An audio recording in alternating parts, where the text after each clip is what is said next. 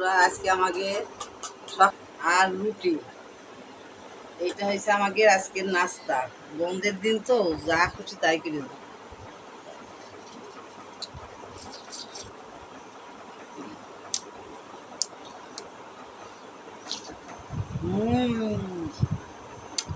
মজা মজা। আর আমার দাদা কি খাচ্ছে?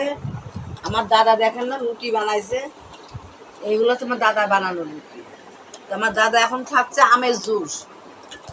ওর আমটা খুব পছন্দ, আমের জুস করে দিচ্ছে, আমের জুস খাচ্ছে। দেখেন তো, এই যে সকালে নাস্তায় রুটি আর পায়েস, এই যে কি মজা।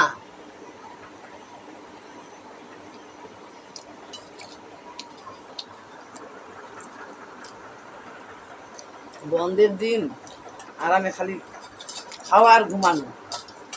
আমার দাদার হয়েছে